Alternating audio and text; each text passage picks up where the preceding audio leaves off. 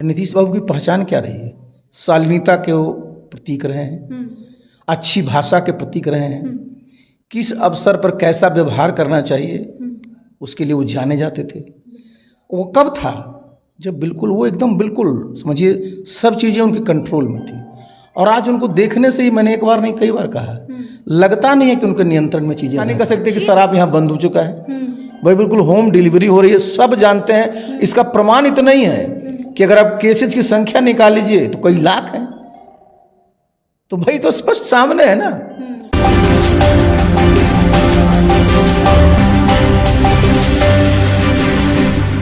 नमस्कार, आप देख रहे हैं रब्सी लाइव न्यूज और मैं हूं आपके साथ निधि सिंह। देखिए, बिहार में विधानसभा चुनाव में बस चंद ही महीने बचा है और सभी पार्टी के सभी घटक दल के नेता अपनी अपनी वोट बैंक साधने में लगे हैं, तो दूसरी तरफ नीतीश कुमार की जो मानसिक है उस पर भी सवाल खड़े हो रहे हैं। उनकी जो कार्यशैली है उन पर भी सवाल खड़े हो रहे हैं। सीधे तौर पे बातचीत करेंगे आशा पार्टी के राष्ट्रीय अध्यक्ष आरसीपी सिंह से। सर, सबसे पहले तो आपका बहुत बहुत स्वागत है। बहुत बहुत धन्यवाद आपको।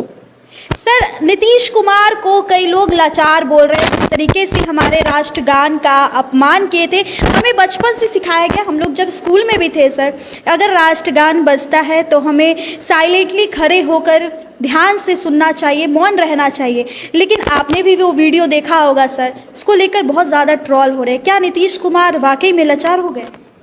देखिए, आपने बहुत अच्छी बात कही। प्रत्येक देश का जी, एक राष्ट्रीय गान होता है, उसका एक अपना झंडा होता है और ये उस देश के मान, सम्मान और इज्जत का प्रतीक होता है। और इसीलिए अपने देश में भी चाहे वो तिरंगा हो या राष्ट्रीय गान हो, इसके लिए पूरा का पूरा नियम कायदा कानून बना हुआ है। और सामान्य रूप से सब लोग इस बात को जानते हैं, समझते हैं कि जब राष्ट्रगान बजने वाला है, लोगों को सचेत कर दिया जाता है और सब लोग सावधान मुद्रा में खड़े हो जाते हैं। ये बिल्कुल प्रोटोकॉल है पूरे देश भर में। और हमारे अपने देश के लोग भी जब बाहर जाते हैं, हमारे खिलाड़ी ओलंपिक में जाते हैं, एशियन गेम्स में जाते हैं, कॉमनवेल्थ गेम में जाते हैं, जब उनको आप देखते होंगे, जब उनको प्राइज मिलता है तो क्या बजाया जाता है? जो राष्ट्रीय गान है वही बजता है। और एक हमारा जो खिलाड़ी है उसके मन में एक अपने राष्ट्र के प्रति एक जो भावना उभरता है ना, तो जब राष्ट्र गान बजता है और आप जब उसमें सम्मिलित होते हैं तो एक अजब टाइप की भावना होती है। और वो बहुत ही गंभीर मतलब कि माहौल होता है। वो गमगीन माहौल नहीं होता है, गंभीर माहौल होता है। और उसकी गंभीरता बनाए रखी जानी चाहिए। और इसलिए मैंने बताया उसके बाज़ाब्ता प्रोटोकॉल बने हुए हैं। और जिस प्रकार से माननीय मुख्यमंत्री जी ने भाई राष्ट्रीय गान जब वो हो रहा था और उनका जो बॉडी लैंग्वेज था वो तो कहीं से भी क्षम्य नहीं है। देखिए, ये समझना किनको चाहिए? ये समझना चाहिए, मैंने एक बार नहीं, मैंने कई बार इस बात पर बात किया। पिछले 1 वर्षों से अगर आप देखिए, ये सिर्फ एक घटना नहीं है, बहुत सारे ऐसे इंसिडेंट्स हुए हैं। आप याद करिए 30 जनवरी को बापू की पुण्यतिथि मनाई जाती है। वहाँ भी आपने देखा कि उनको गार्ड ऑफ द ऑनर दिया जा रहा था और उनका वो होना था, उस दिन भी वो ताली बजा रहे थे। तो जो साथ में रहते हैं, चाहे वो उनके पदाधिकारी हैं, चाहे वो मंत्री हैं, उप मुख्यमंत्री हैं, वो तो सब लोग समझ गए हैं कि क्या स्थिति है। तो भाई ऐसी स्थिति क्यों बनाया जाता है जहाँ की न सिर्फ इस प्रकार की असहज स्थिति पैदा होती है, बल्कि लोगों में एक तरह से समझिए गुस्सा भी आता है। तो ये देखिए क्या दर्शाता है कि माननीय मुख्यमंत्री जी नीतीश बाबू जिस चीज़ के लिए जाने जाते रहे हैं, और मैं तो उनके साथ 25 वर्षों से ज़्यादा समय तक रहा हूँ। और नीतीश बाबू की पहचान क्या रही है? शालीनता के वो प्रतीक रहे हैं, अच्छी भाषा के प्रतीक रहे हैं, किस अवसर पर कैसा व्यवहार करना चाहिए उसके लिए वो जाने जाते थे। वो कब था जब बिल्कुल वो एकदम बिल्कुल समझिए सब चीज़ें उनके कंट्रोल में थी। और आज उनको देखने से ही मैंने एक बार नहीं कई बार कहा, लगता नहीं है कि उनके नियंत्रण में चीजें रह गई। अचेत अवस्था में चले गए क्या? देखिए, अचेत अवस्था तो हम नहीं कहेंगे, लेकिन निश्चित रूप से भाई जो एक पूरे नियंत्रण में उनका जो समझिए सब चीज रहता था, उनके व्यवहार से नहीं लगता है। और ये देखिए, मैंने एक बार नहीं कई बार कहा और मैं फिर कह रहा हूं, ये कहाँ ऐसा हो रहा है? मैंने तो बताया ना, मैं तो 25 वर्षों तक उनके साथ में रहा और भाई कभी भी इस तरह की स्थिति नहीं पैदा हुई। तो संगति का प्रभाव पड़ता है, संगति का? बिल्कुल।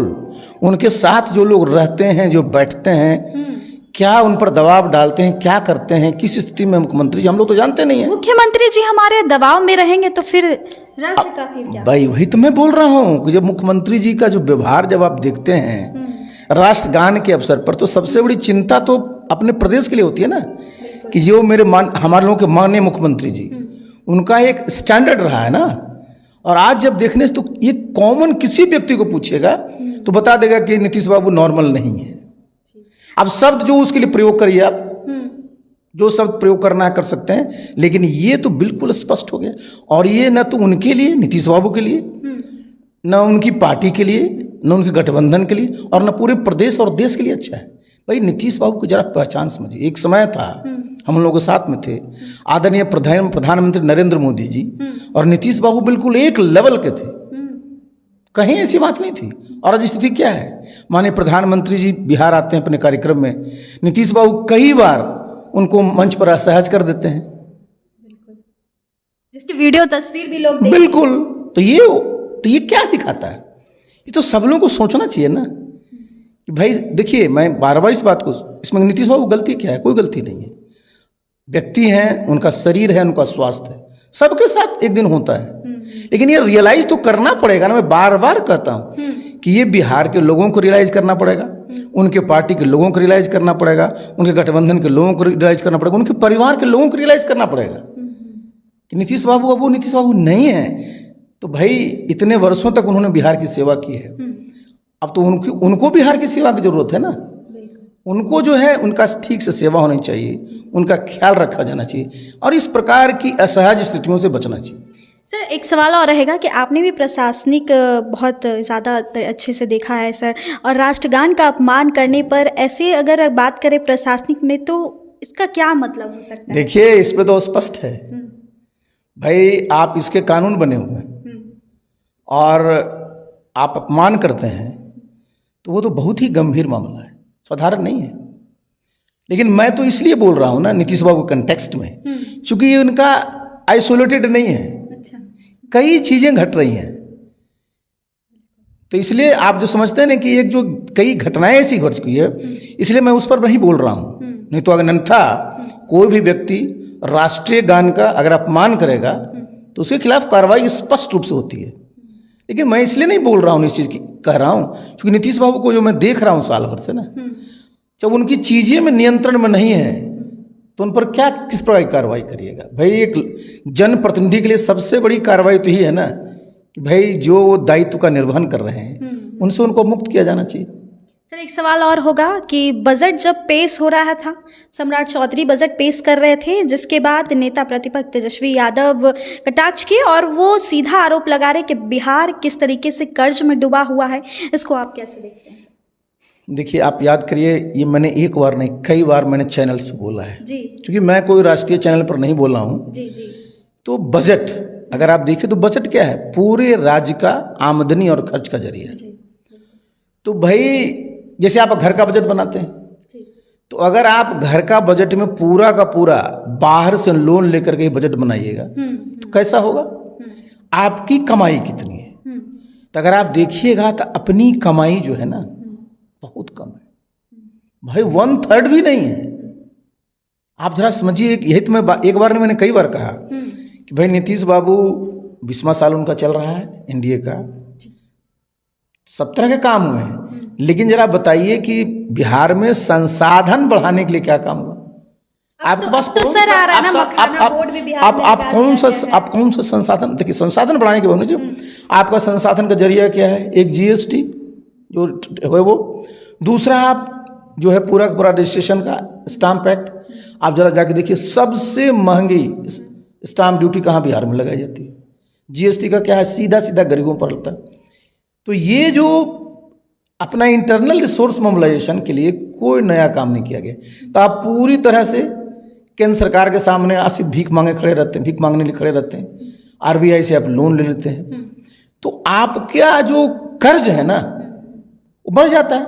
और जो भी जिसको आप विकसित प्रदेश की गणना करते हैं, माननीय प्रधानमंत्री जी का प्रदेश अपना उनका गुजरात है, आप महाराष्ट्र है, कर्नाटक है, तमिलनाडु है, उनका देखिएगा रिसोर्स मोबिलाइजेशन का अच्छा खासा उनका है, और अपने यहाँ है ही नहीं। तो भाई आप कहने को लंबी लंबी बात करिएगा, भाई 3,17,000 करोड़ का बजट पे करिएगा, अब पता चला उससे ज़्यादा तो सर आपके ऊपर जो है लायबिलिटी है। और ये सिर्फ अपने प्रदेश के लिए, देश में भी देखिए, अपने देश में भी अगर देखिएगा तो जो हम लोगों का जो ऋण की लायबिलिटी है वो मैं देख रहा था तो बहुत ज़्यादा है। मतलब जो हमारा जीडीपी है, मतलब जितना है ना उसी के आसपास है, सोचिए जरा। लेकिन देखिए आप कर्ज लेते हैं, कर्ज लेकर किस पर खर्च कर रहे हैं?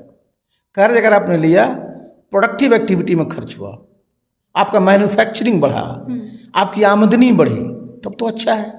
और कर्ज लेकर के अगर खाएंगे तो वही होता है ना कि यावत जीवेत सुखम जीवेत ऋणम कृत्वा घृतम पिबेत। अरे घी पीना है अपने पैसे से पीना है, हम लोग कब तक ऋण लेकर घी पीते रहेंगे? तो ये होना चाहिए, और इसकी कमी बजट में दिखती है। और ये स्वीकार करना पड़ेगा कि बिहार में भाई एक सोर्स होता था, आप जानते हैं, एक्साइज का। आज अगर एक्साइज यहाँ रहता तो 25 से 30 हज़ार करोड़ उसमें आता, आराम से आता है। तो कम से कम 25 से 30 हज़ार करोड़ आपका होता, और आज आपका वो जीरो है। और ऐसा नहीं कह सकते कि शराब यहाँ बंद हो चुका है, भाई बिल्कुल होम डिलीवरी हो रही है, सब जानते हैं। इसका प्रमाण इतना ही है कि अगर आप केसेज की संख्या निकाल लीजिए तो कई लाख है। तो भाई तो स्पष्ट सामने है ना। तो रिसोर्स बढ़ाने के लिए कोई इस तरह का काम नहीं किए गए, और जो एक ट्रेडिशनल रिसोर्स का जरिया था एक्साइज का, वो भी समाप्त कर दिए।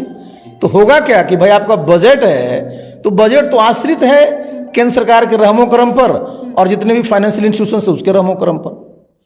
तो चलिए, हमारी खास बातचीत ही अभी मौजूद थे हम साथ में आरसीपी सिंह जी, और इन्होंने बहुत सारे मुद्दे पे चर्चा की। कैसे लगी कमेंट में जरूर बताइएगा। बहुत बहुत धन्यवाद।